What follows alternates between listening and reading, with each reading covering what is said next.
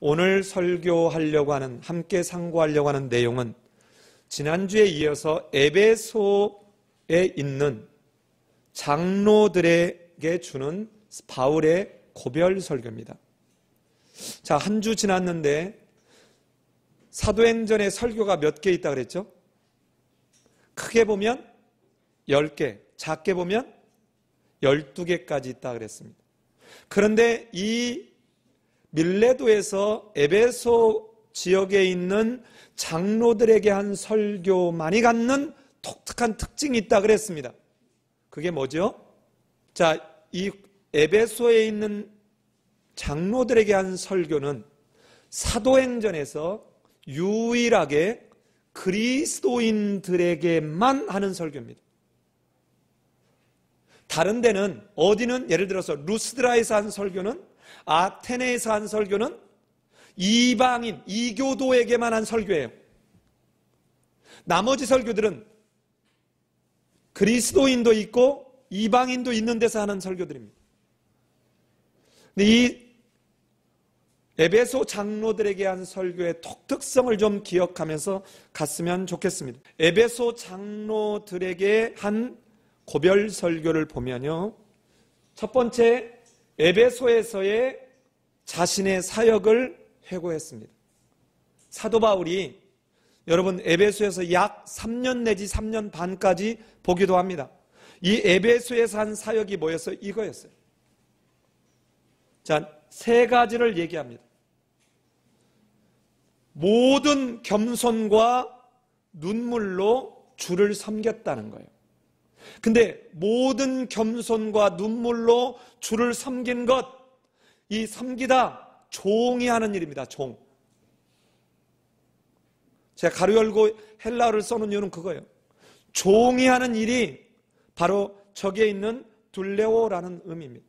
자, 보십시오. 이 겸손과 모든 눈물이 뭘로 인한 거예요? 유대인들의 관계로 인한 거예요. 가장 힘들었던 거예요. 너무너무 어려웠습니다. 가는 곳곳마다 저렇게 유대인들의 음모, 유대인들의 관계로 말미암아 시험을 당하는 가운데 참으면서 여러분 겸손과 눈물로 그럼에도 불구하고 주를 섬겼다는 거예요. 그리고는 유익한 것은 그런 관계와 위협 속에서도 공중 앞에서든지 각 집에서든지 꺼리낌 없이 여러분에게 다 전하였다는 겁니다.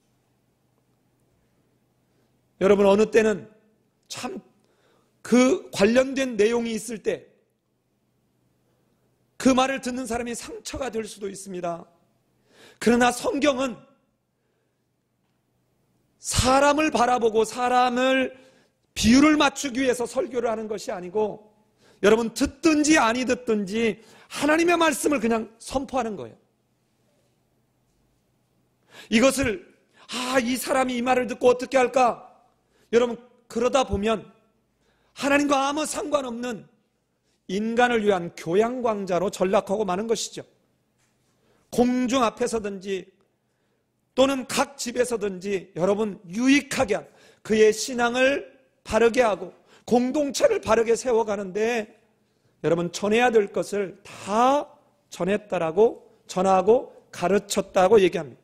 제가 자주색으로 한 게 중요한 핵심 사항이죠. 세 번째는 유대인과 헬라인에게 뭐를 증언했습니까? 하나님께 대한 회개와 우리 주 예수 그리스도에 대한 믿음을 증언한 이것을 잊지 말라는 거예요. 내가 한 것을 잊지 말라는 거예요. 여러분 지금 이 얘기 왜 할까요? 장로들아, 너네도 해야 될 일이 이거다. 이제 너네도 유대인들이 가만두지 않을 거야. 이제 옆에 수많은 이단들이 가만두지 않을 거야. 이제 사도 바울은 자기가 고별 설교하면서 사탕 발림 얘기하지 않아요. 그러나 이런 속에서도 잊지 마라. 유익한 것, 진리, 복음 가르치고 전해야 된다.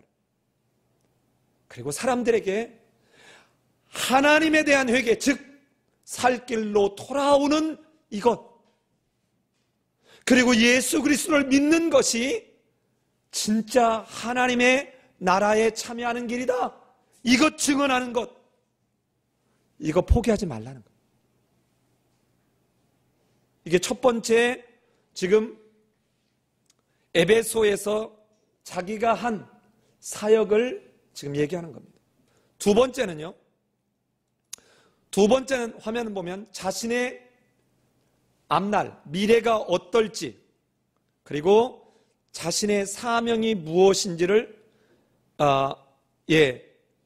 정리했습니다. 여기 보면 우리 지난주에 얘기했죠.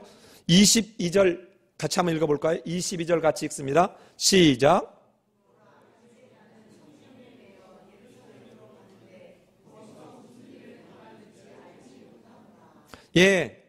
지금 자기가 예루살렘으로 가서 무언가 당할 것 같은데 무슨 일을 당할지 잘 모르지만 좋은 일이 아닌 것 같다는 거예요. 자, 그게 23절이에요. 오직 성령이 각 성에서 내게 증언하여 결박과 환난이 나를 기다린다 하신다는 거예요. 여러분 같으면 어떻게 해요? 이때 가겠어요? 피하겠어요? 저 같으면 피할 것 같아요. 그러면서 그럴듯한 얘기할 거예요. 예수님께서 얘기하잖아요. 그들이 만약에 너희를 괴롭히면 이 동네 저 동네로 피하라 그래요. 비둘기처럼 순결하지만 말고 뱀처럼. 예수 믿는 사람들은요, 얼마나 논리를 잘 개발하는지 몰라요. 여러분, 항상 모든 상황을 하나로 여러분 단일화하거나 일반화시키면 안 돼요. 내가 갖고 있는 생각을 여러분 일반화시키면 안 돼요. 어떤 상황에서 이 말씀을 하고 있는가를 생각해야 돼요. 여러분, 사도 바울이 지금 가고 있는 이 길이 자기의 고집으로 가는 길이 아니라는 거예요. 누구에 매여서? 성령에 매여서. 그럼에도 자기 상황이 이렇게 밝지 않아 불안해. 그런데 사도 바울은 여러분 이 상황에서 어떤 고백을 하나요? 그게 24절입니다. 우리 24절 같이 한번 읽어보십시다. 시작.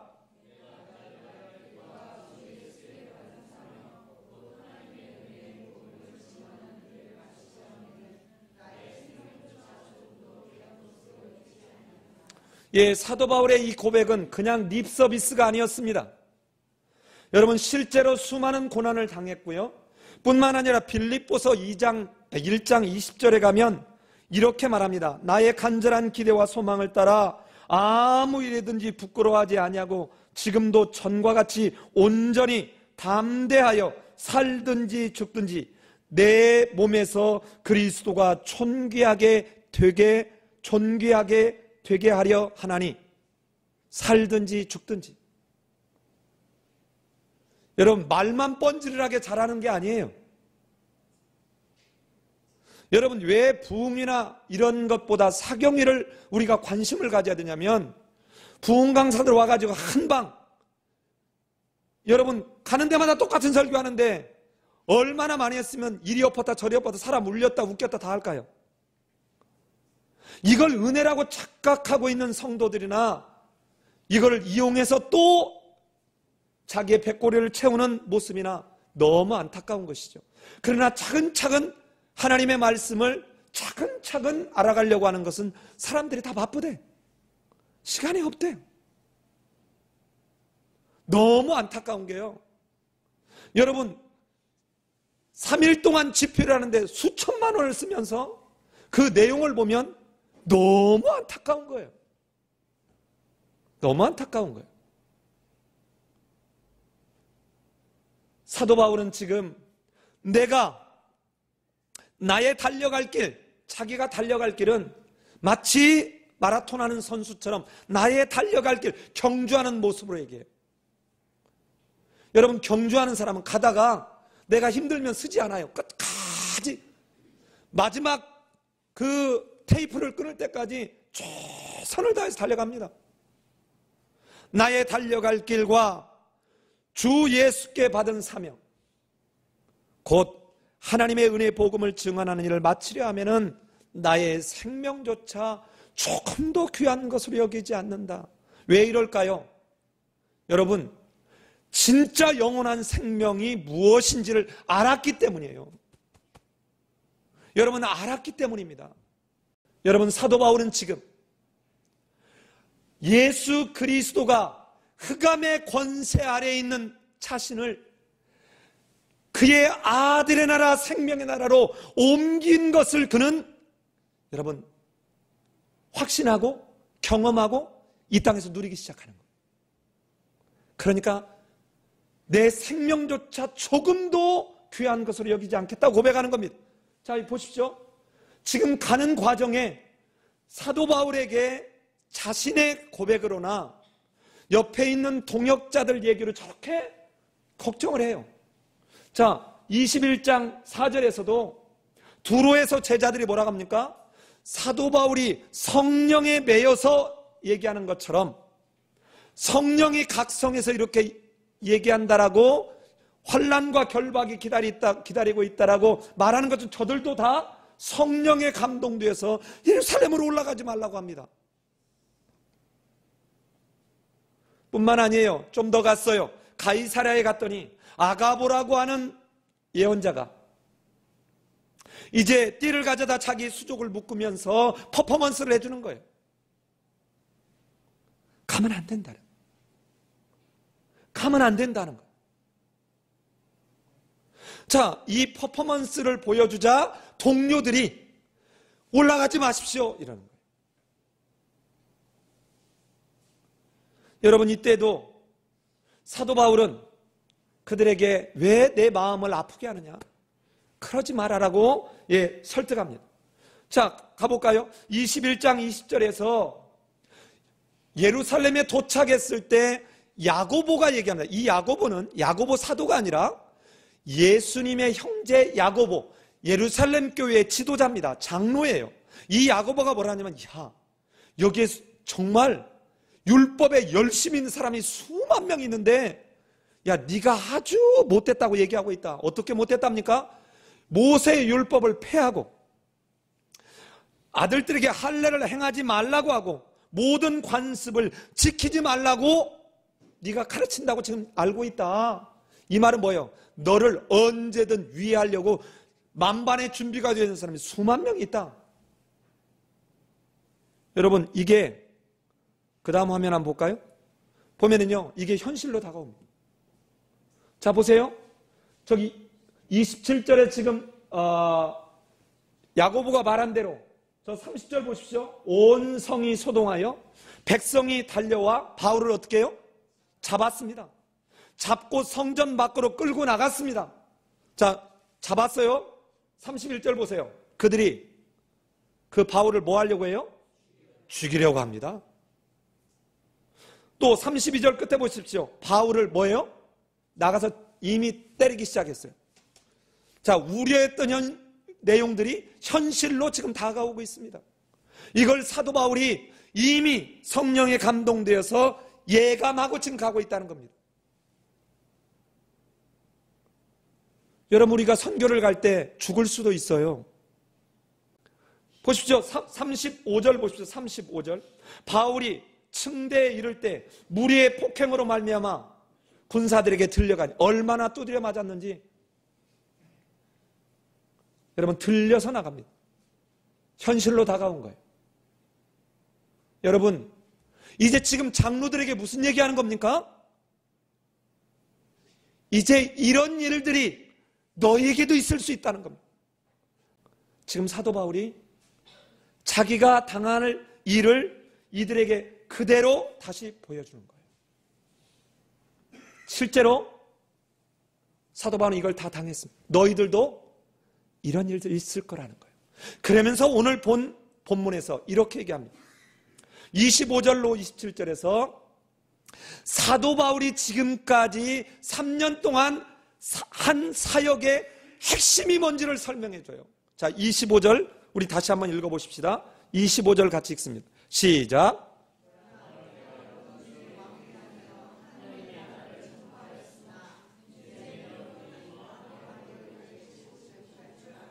예, 왕래하며 이 말이 두루 다니며 그럽니다.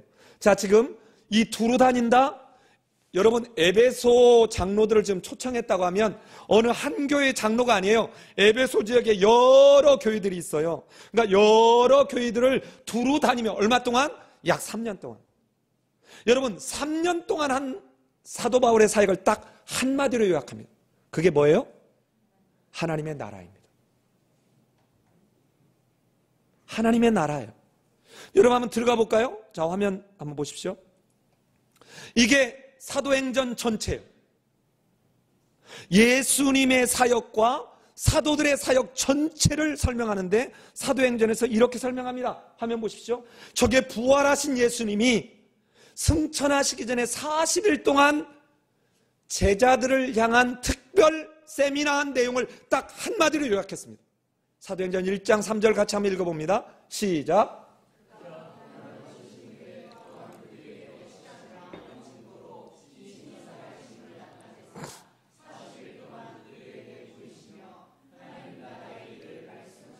예, 40일 동안 한 얘기를 딱 한마디로 요약하는데 하나님의 나라의 일. 자, 사도행전 28장 31절은 부활하신 이 예수님이 다메섹 도상에서 만났던 사도 바울의 이야기로 마지막이 끝나는데, 자, 사도 바울 이야기 맨 끝에 한번 같이 읽어보실까요? 시작.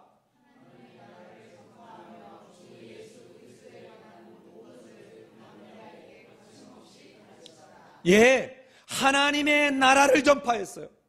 그런데 이 하나님의 나라를 전파한다는 말이나 주 예수가 그리스도라고 하는 것을 전파한다는 말이나 같은 말이에요. 왜 그래요? 하나님의 나라를 누가 도래하게 해요? 예수 그리스도가 도래하기 때문에. 자, 이 사도행전 가운데는 뭘까요? 화면 보시면 이 가운데가 이겁니다.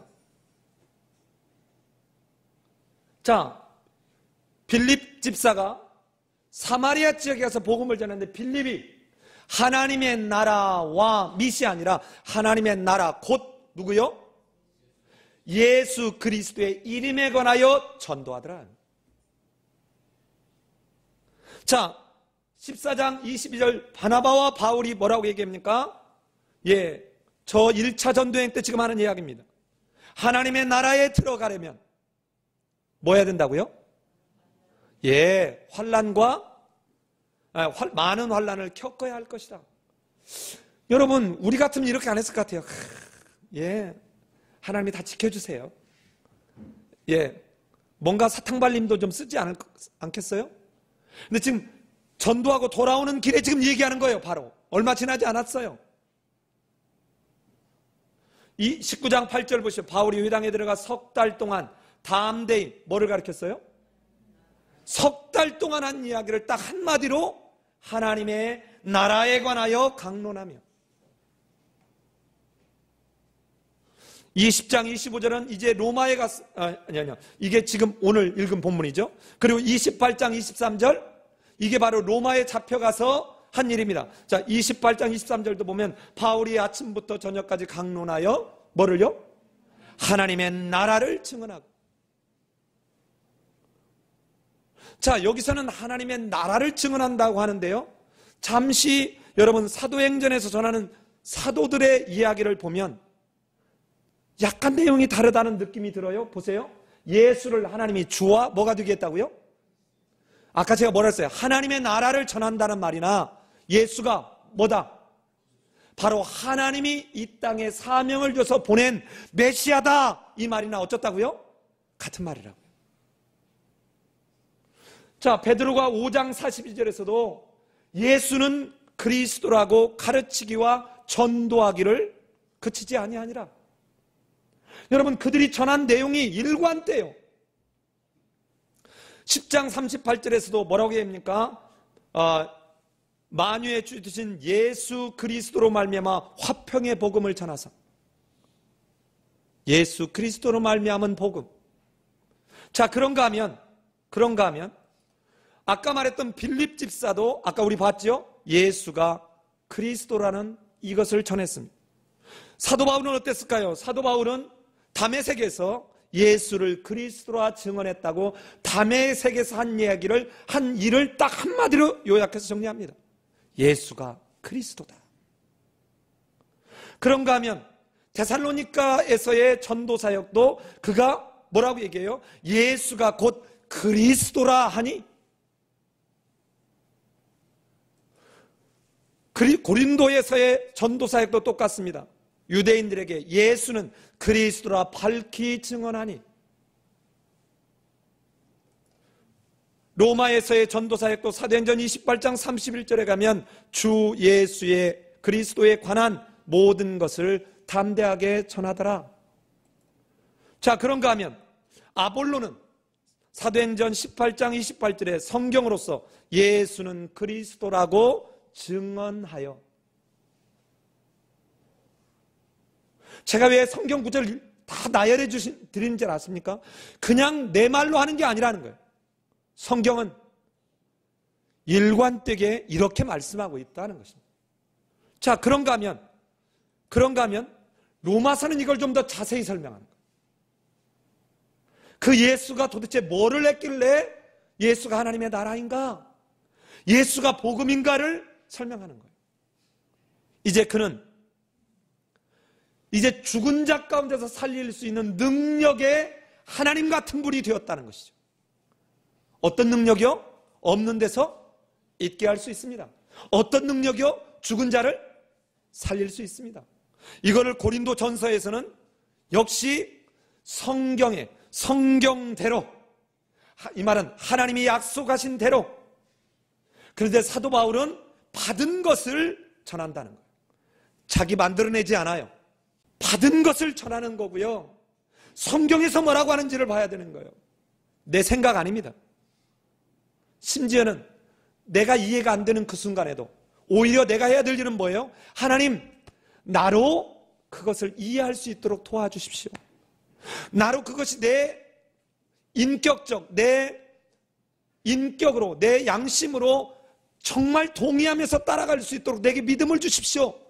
여러분, 이게 훨씬 지혜롭고 이게 훨씬 바른 길이에요. 이목을 생각해서 내가 무엇니까? 내가 예를 들어서 집사니까? 내가 뭐 권사니까? 내가 장로니까? 목사니까? 사람들이 여기서 그러면 어떻게 하지? 아니요. 아닙니다. 이걸 고린도후서에서는 이렇게 정리해줘요. 자, 고린도후서 여러분 4장 5절 보십시오. 우리는 우리를 전파하는 것이 아니라, 보세요. 우리를 전파하는 것이 아니라 오직 그리스도 예수의 주 되신 것과 또 예수를 위하여 우리가 너희의 종된 것을 전파함이라. 여러분, 자기 자신 전파하면 안 돼요. 자기 생각, 자기 사상, 자기 철학 여러분 전파하면 안 돼요. 자, 사도 바울이 지금 자신이 3년 동안 했던 그 사역을 한마디로 딱 요약했는데 이렇게 뭐라고요? 하나님의 나라랍니다. 이 얘기를 왜 할까요? 바로 장로들아, 당신들이 해야 될 바로 그 사역도 뭐다? 이거 해야 된다. 다른 것 하면 안 된다는 거예요. 여러분, 교회는 이 핵심 놓치면 안 돼요. 교회는 친교단체가 아니에요. 이것을 잘하기 위해서 성도 간의 교제가 있고, 이것을 잘하기 위해서 성경을 배우는 것이고, 이것을 위해서 구제하는 거예요. 이것을 위해서 봉사하는 거예요. 여러분, 이게 반대가 되면 안 됩니다. 여러분, 그 먹고 살기 어려운 사람들의 밥을 퍼가지고 여러분 점심 제공하는 이런 사역 매우 중요한데, 이게 여러분 근본적, 최종적 목적이 되면 안 돼요. 교회는 하나님의 나라를 세상에게 알게 해서, 여러분 희망이 없는 저들, 살맛 나지 않는 저들에게 살맛 나는 그 세상을 경험하게 해주는, 이게 하나님의 나라를 교회가 전파해야 되는 목적이요 이유입니다. 교회의 존재 이유는 하나님을 예배하고 그 하나님을 바르게 예배하려니 모이면 배우고 흩어지면 바로 복음을 전하는 것입니다. 모이기만 하는 교회하면 안 돼요. 흩어지는 교회가 돼야 돼요. 교회는 우리 만족을 위한 공동체가 아닙니다. 그리스도의 몸이에요. 머리 되신 그리스도가 여러분 알려지게 하는 게 교회예요. 이것을 위해서 우리를 부르셨어요. 에클레시아, 이것을 위해서 부르셨습니다. 에클레시아라는 말이 교회라는 뜻이에요. 이제 이 장로들에게 이걸 설명하는 뒤에 여러분 보십시오. 장로들에게 이제 당부합니다. 뭐를 당부합니까? 뭐를 당부하여? 저들의 사명이 무엇인지를 여러분 얘기하는 게 28절부터 31절에 한번 들어가 볼까요? 자, 화면을 들어가 보면 자, 두 가지 명령이 나옵니다. 하나는 뭐 하라고요? 삼가하라. 이 말은 조심하라는 거예요. 또 하나 명령은 뭡니까? 깨어있으라는 거예요. 자, 두 번의 명령이 나와요. 자, 무엇을 삼가라고 할까요? 삼가라, 저기서 보면 너희들을, 감독자라는 말이나 장로라는 말이나 같은 말입니다. 자, 너희를 성령이 감독자로 삼으신 그 목적이 잊지 말라는 거예요. 이건 종교 권력 아니라는 거예요. 여러분 한번 읽어볼까요? 28절 갑니다. 자, 같이 한번 읽습니다. 시작. 여러분은 자기를 위하여 또는 온 양떼를 위하여 삼가라. 성령이 그들 가운데 여러분을 감독자로 삼고 하나님이 자기 피로 사신 교회를 보살피게 하셨느니라. 여러분 제가 얘기했잖아요. 여러분 안수집사가 된다는 것, 권사가 된다는 것, 장로가 된다는 것, 목사가 된다는 것은요, 성도들 위에 뭔가 내가 지금 더 높은 자리로 올라간 게 아니라 여러분 종된 거라고요. 섬기는 자라고요. 여러분 안수집사, 권사, 장로, 목사가 교회에서 주장질하면 안 돼요. 종이 무슨 자기 주장이 있어요? 여러분 첫 번째 이것 잊지 말라는 거예요. 너를 왜 성도들 가운데 감독자를 세운 줄 아느냐? 여러분 그 28절에 해석이 그 번역이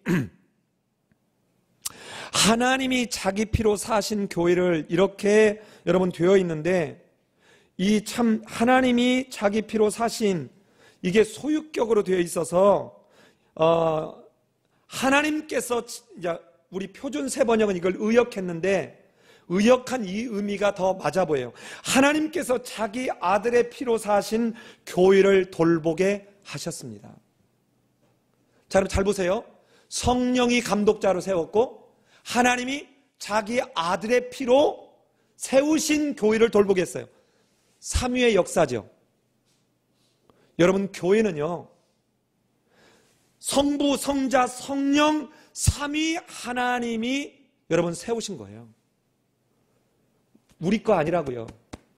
누가 얼마를 헌금했든 누가 시작했든 아무 중요한 게 아니에요.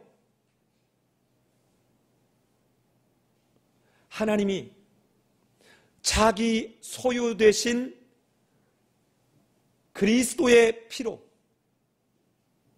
세우신 이 교회를 돌보게 하려고, 잘 보살피게 하려고 여러분 감독자로 세운 겁니다. 여기 지난주에 우리 재직 세미나 했고 오늘 또 오후 예배 때 또 재직 세미나, 이제 실천편 또 할 거예요. 여러분 이거 잊어버리면 안 돼요. 여러분 우리 집사님들 가운데 아침에 일찍 와서 막 주변을 청소하고 여러분 뭐 또 밥 준비를 하고 이런 집사님, 권사님들, 여러분 이게 예를 들어서 어느 집사님이 이렇게 하고 있으면 이건 저 집사님이 하는 일이구나. 여러분 이러면 안 돼요. 여러분 그 집사님을 보면서 어떻게 해야 돼요? 어떻게 해야 돼요? 이게 내가 함께 해야 될 일이야. 함께 해야 될.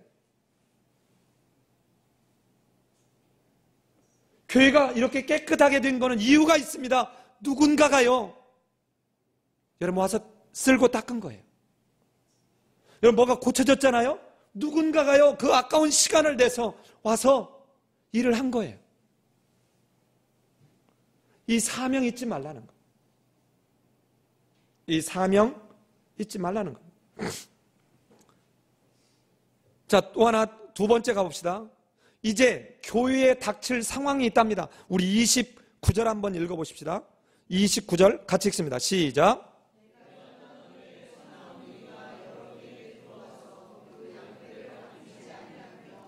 예, 이제 외부에서 이단들이 들어올 거라는 거예요.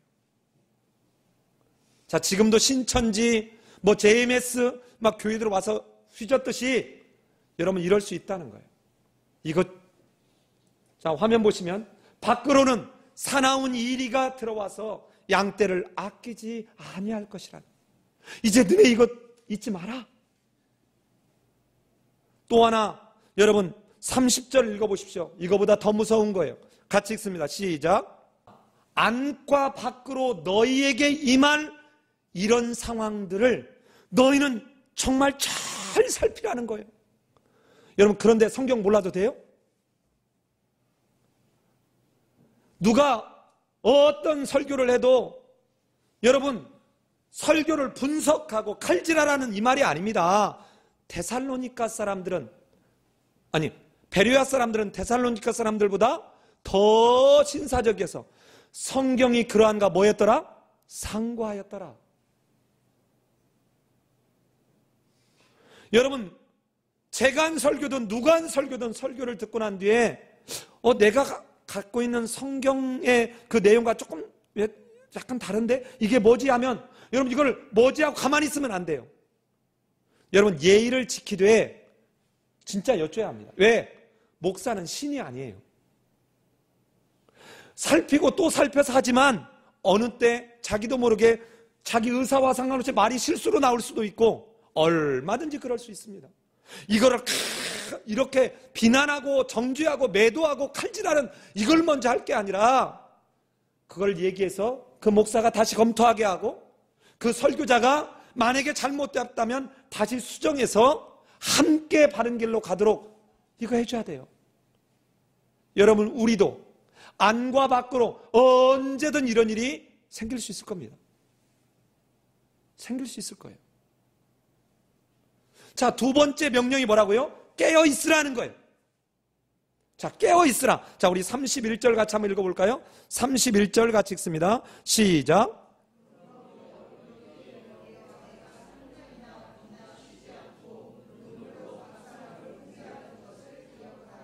예, 자, 화면 보시면 바울이 눈물로 밤낮 쉬지 않고 훈계하던 것, 이 것, 그게 뭘까요? 복음이에요. 그게 말씀이에요. 다른 거 아니에요. 여러분, 처음에 예수를 믿을 때는 누군가 나를 도와줘서 그게 너무 좋아서 신앙생활 할 수 있습니다. 그러나요, 여러분, 점점점 신앙이 자라가면 이제 그 예수님 때문으로 우리의 신앙이 성장해 가야 돼요. 언제까지 사람에 의존해서 이 사람 때문에 아닙니다. 처음에는 아이들이 걸음마 할 때 엄마 손잡고 걸음마 해요. 그런데 아기가 어느 정도 크면 이제 자기가 걸어요. 이제 조금 더 지나면 엄마, 아빠 없이도 혼자 갑니다. 여러분, 이런 신앙해야 돼요. 여러분, 지금 장로들에게 뭐예요? 너희들 얼마나 앞으로 힘들을까? 얼마나 때로는 흔들릴까? 왜? 아니, 새로운 목사님이, 새로운 선교사님이, 새로운 누가 어그러진 말로 하는데 이때 오는 이 갈등이 얼마나 에베소 지역에 심할까? 이럴 때 내가 3년 동안 밤낮 쉬지 않고 눈물로 너희에게 가르쳤던 그 복음, 하나님의 나라, 이거 기억하라는 거예요. 여러분, 굳이 이 31절을 여러분 순서대로 헬라어 순서대로 직역하면요 이렇게 되어 있습니다. 너는 기억함으로 깨어있으라 이 말이에요. 사도 바울이 가르친 그 내용을, 그 말씀을, 그 복음을 늘 기억함으로 깨어있으라는 거예요. 어디 안에 깨어있으라는 겁니까? 복음 안에. 여러분 데살로니가전서 5장에 가면 주의 날이 뭐처럼 임한대요? 도적같이 임할 거라는 거예요. 그런데 너희한테는 도적같이 임하지 않을 거래요. 왜? 너희는 어둠에 속해 있지 않고 어디에 속해 있다고요? 빛에 속해 있다. 그러니 뭐 하라고 하죠? 깨어있으라. 깨어있으라. 사랑하는 여러분, 우리도 똑같은 상황들이, 이사를 가서 다른 동네로 갈 수도 있고, 직장 때문에 다른 곳으로 갈 수도 있고, 외국으로 갈 수도 있고, 얼마든지 다른 곳으로 갈 수 있을 거예요. 여러분, 그때 모든 것의 기준은 누구의 말이 아닙니다. 누구의 책이 아니에요. 누구의 영상이 아닙니다. 여러분, 하나님의 말씀, 이 말씀, 정경을 영어로 캐논이라고 합니다. 이 캐논이라는 말이 잣대 이 말이에요. 잣대, 표준 이런 뜻이에요. 늘 최종적 잣대는 하나님의 말씀이어야 돼요. 다른 거 아니에요. 내가 이렇게 해봤더니, 여러분, 이건 지극히 자기경험적 주관적일 수 있어요. 이것을 일반화시키는, 이건 매우 위험합니다. 자, 이제 마지막으로 이렇게 너희의 사명이 뭔지 잊지 마라.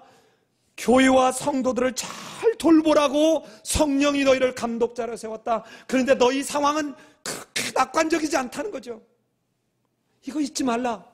밖으로부터 오는 이단, 안으로부터 오는 잘못된 진리가 아닌 것 가리키는 자들, 거짓 교사들. 그런데 A 다시 보십시오. 장로들에게 권면하는 사역자의 자세예요. 자, 우리 한번 32절 같이 한번 읽어보십시다. 시작.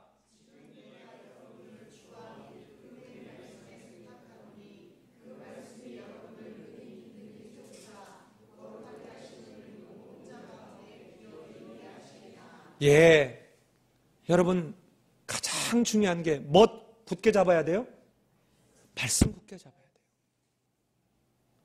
말씀 굳게 잡아야 돼요.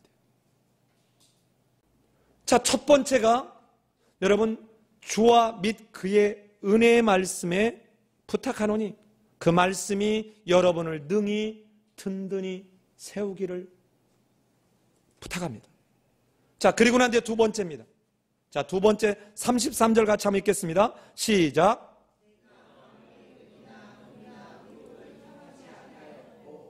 예. 자, 지금 사역하는 사람들의 자세를 당부하는데 자기 얘기예요. 자, 내가 은이나 금이나 의복을 어디 가서도 탐하지 않았다는 말이에요. 그만 이 말은 너희도 이렇게 해야 된다. 여러분, 이 말씀을 하면서 제 설교 원고에 지금 여기 이렇게 써 있어요. 자, 그대로 써 있습니다. 목사든 선교사든 복음을 전하는 자들의 궁극적인 목적과 자세를 잊지 않아야 한다. 여러분, 목사가 여기 가서 여러분 이러면 안 돼. 내가 가족을 먹여 살릴 수 있는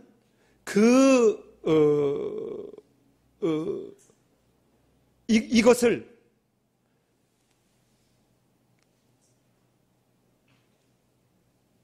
교회에서 사역을 하는데 이 주어지는 사례비들이 굉장히 한국 사회가 적어요. 우리 교회도 적습니다. 솔직히 매우 적죠. 그러나 그럴지라도 여러분, 목회자들이 물질적으로 어디 가서 막 이렇게 말할 수 없어요. 이거 만약에 한다면 이 자체가 본인에게도 유익하지 않고 성도들에게도 유익하지 않습니다. 우리가 하나님이 주신 물질로 헌신해서 공적으로 교회에서 먹고 사는데 지장이 없도록 해야 돼요. 목회자로 하여금 물질적으로 여러분 궁핍함에 의해서 무언가 아주 추하게끔 만들지 않아야 될, 그게 또한 교회의 책임이에요. 근데 사도 바울이 지금 뭐예요? 사도 바울은 이렇게 하면 내가 밤낮 고된 중노동을 했지만 나는 은이나 금이나 의복 탐하지 않았다는 거예요. 너희도 이렇게 해야 된다는 거예요. 너희도. 여러분, 우리 성도님들 중에는 누군가를 돕기 위해서 자기는 못 먹는 음식을 끊임없이 대접하는 사람들이 있습니다. 누군가에게. 자기는 못 입는 옷을, 내 아이에게는 사주지 못하는 옷을 누군가에게는 그보다 더 소중한 것을 사주는 사람들이 있어요. 여러분, 누군가가 나에게 작지만 어떤 걸 사줄 때 그분은 그것을 누리지 못하면서 사줄 수 있다는 걸 잊지 마십시오. 왜 그래요? 그게 진짜 사랑의 마음이었어요. 그러나 반대가 되면 안 됩니다. 반대가 되면. 자, 두 번째 가볼까요? 34절, 35절 상반절. 자, 화면에 있습니다. 같이 한번 읽어보십시다. 시작.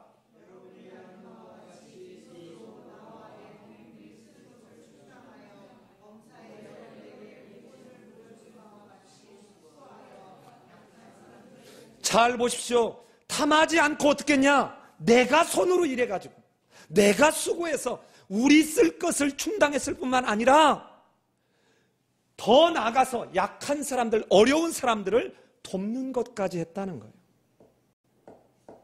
여러분, 그런 면에서 우리 성도님들이 어려운 가운데서 잘 참고 여러분 목회자의 그 목회적 소망을 함께 해준 것은 제가 얼마나 고마운지 몰라요.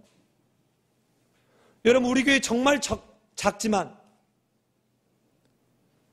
거의 금년 들어서 좀 줄었지만요, 거의 한 달에 100만 원 이상을 다른 교회를, 다른 사람들을 위해서 돕습니다. 우리 교회는 지금 우리 건물 아니잖아요. 탄자니아에 5,000평 정도의 땅을 사는 것을 지난주에 최종적으로 우리 돈으로 그러니까 달러로 1,000불, 우리 돈으로 약 120만 원 더 보냈습니다. 자, 이 땅을 사는 돈까지는 우리 교회에서 상당히 많이 도왔죠. 3분의 2 이상을 도왔어요. 이제는 땅값이 계속 거기가 오르니까 5,000평을 산 거예요. 5,000평을. 근데 우리 같으면 5,000평 그 돈 어떻게 다 해? 하겠지만 여러분, 그 나라 돈으로, 우리 돈으로 한 3, 400만 원, 400만 원 정도면 삽니다. 왜? 거기는 소유권이 아니라 사용권이에요. 사유주의라. 절대로 땅을 팔지 않아요. 땅을 사용할 권리만 팔아요. 제임스 목사님이 목회 시작해서 지금 10년이 넘었는데 모은 돈이 우리 돈으로 100만 원이 안 되는 거예요. 지금 그 제임스 목사님이 어떤 생각이 들을까요? 그게 고민입니다. 왜요? 우리가 건물을 지어줄 수 있는 능력이 없고 저쪽은 어쩌면 기대할지도 몰라요. 그래서 내가 우리는 작은 교회인 거 알지? 절대로 없어. 이제 성도들로 헌신하게 돼. 근데 제가 볼 때는 10년이 지나도 여기 건물 못 짓습니다. 미국에 헌금한 돈이 한 1억 원 정도의 헌금이 있는데 제가 볼 때는 아무리 적게 들어도 한 2억 5천 정도는 우리 돈으로 있어야 될 것 같아요. 하나님이 이 작은 교회를 사용하셔서 우리는 우리 건물이 없는데, 우리 땅도 없는데, 여러분, 하나님은 왜 이렇게 우리의 마음을 이렇게 인도해 가지고 있을지 솔직히 말하면 저도 잘 몰라요. 자, 보세요.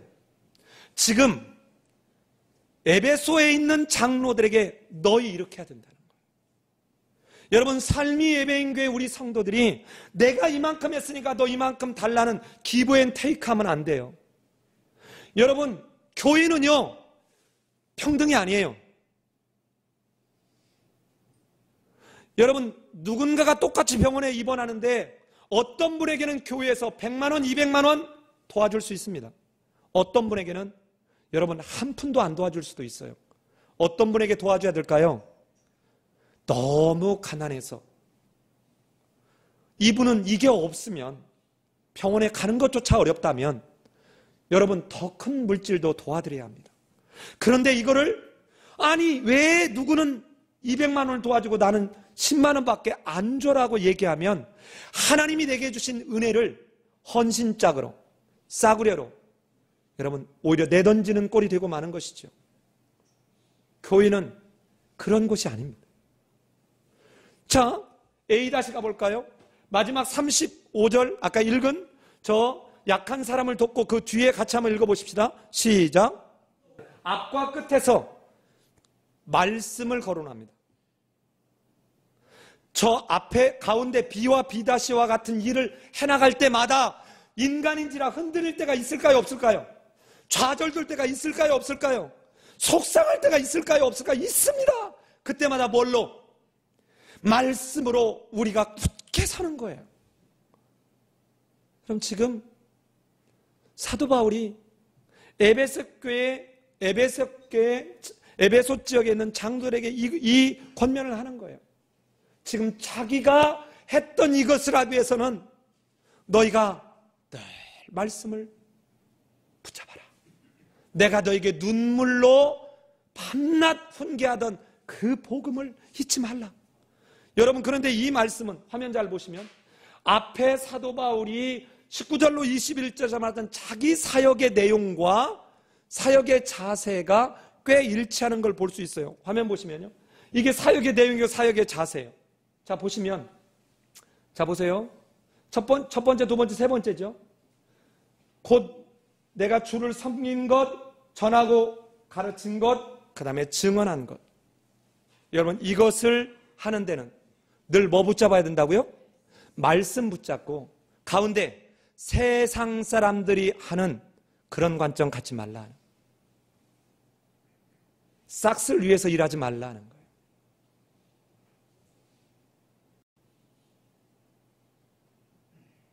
거예요. 우리 교회가 이랬으면 좋겠습니다. 여러분, 엄마 집에 갔는데, 아빠 집에 갔는데 밥값 안 내잖아요. 예?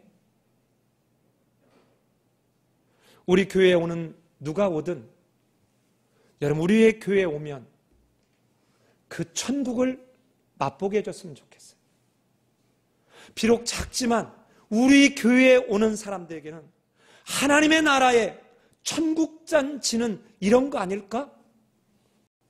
사랑하는 여러분, 누군가가 교회에서 상처를 받든 아니면 실패하고 좌절한 가운데 우리 교회에 왔을 때 하나님의 나라를 경험할 수 있게 하십시다.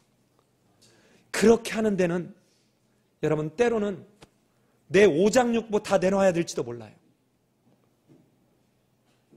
여러분, 이것 위해서 우리 안에서 먼저 이 훈련해야 돼요. 여러분, 이게 우리 안에서 먼저 훈련되어지고 생활화가 돼야 누군가가 하나님의 나라를 우리 안에 왔을 때 경험하지 않을까요? 이런 삶이 예배가 되는 공동체, 천국을 누리는 공동체가 되기를 예수님의 이름으로 기도합니다.